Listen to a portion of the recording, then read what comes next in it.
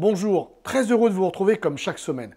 Merci d'avoir été une nouvelle fois aussi nombreux sur la webconférence de jeudi dernier.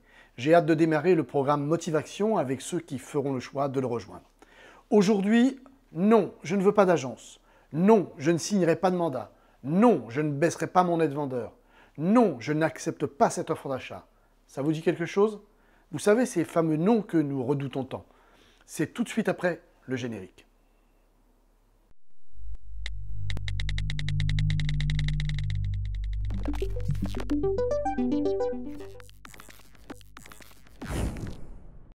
Au cours de mes accompagnements, je constate que nous avons tous différentes manières de réagir face aux non.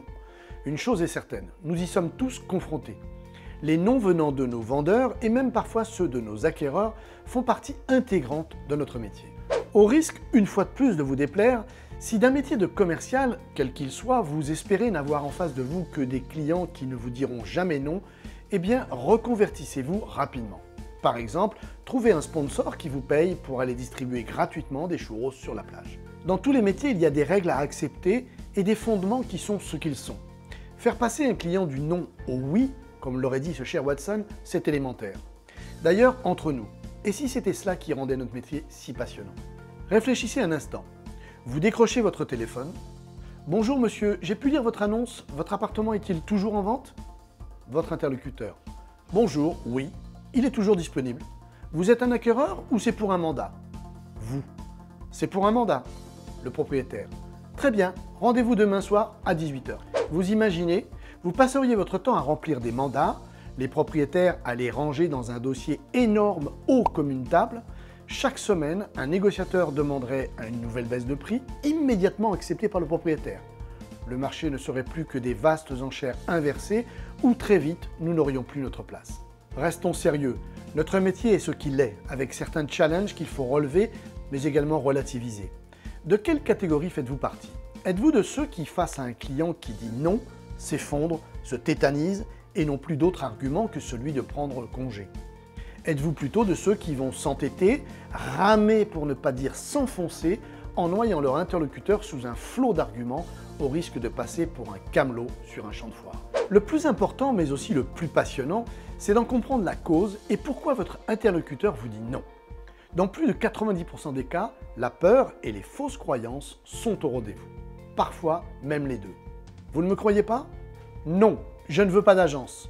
Croyance. Je peux tout aussi bien vendre seul, les agences ne servent à rien. Pourtant, vous le savez bien, les statistiques montrent clairement le contraire. Non, je ne veux pas vous rencontrer. La peur. Peur que vous soyez très fort et que vous lui colliez un mandat coûte que coûte, malgré lui. Non, vos honoraires sont trop élevés. Croyance et peur.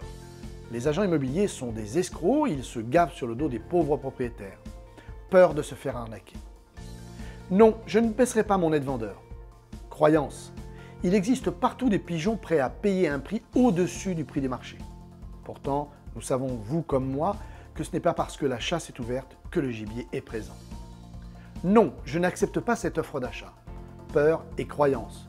Peur de perdre de l'argent par rapport à ses fantasmes de départ. Croyance, si un acquéreur s'est présenté, d'autres viendront. Pourtant, nous savons tous que c'est la première offre d'achat qui est souvent la plus élevée. Une fois refusée, la seconde risque fort d'être basse. Non, même si cet appartement est de loin le mieux que nous ayons visité jusqu'à présent, nous ne ferons pas d'offre d'achat. Peur et croyance. Peur de passer à l'acte, de s'engager, de s'endetter. Croyance, il existe peut-être un appartement encore mieux que celui-ci. Passons à la visite suivante, la 51e. Ça y est, vous êtes convaincus? Alors votre job, c'est quoi? C'est avant tout d'identifier les peurs et les croyances de vos clients et de vos prospects. Souvenez-vous, la vente ou l'achat d'un bien immobilier, ce n'est pas une chose anodine. Quand je vous martèle que votre rôle est d'aider vos vendeurs et vos acquéreurs, ce n'est pas juste celui de publier une annonce pour eux sur SoLoger, mais bien de les accompagner et les amener à dépasser leurs peurs et leurs croyances. Voilà, j'ai terminé. J'espère que vous prendrez désormais le nom de vos clients comme un challenge et non comme une attaque personnelle ou un refus irréversible. Certains le savent, en coaching, à propos de cette joute entre nos clients et nous-mêmes, j'emploie souvent l'expression « it's a game ». Alors, amusez-vous et vous verrez vos clients et votre métier différemment, tout comme vos clients vous apprécieront différemment. J'attends vos commentaires sous cette vidéo et je vous dis à la semaine prochaine. Souvenez-vous, Aidez vos acquéreurs et vos vendeurs à se dépasser en vous dépassant vous-même. Bonne semaine.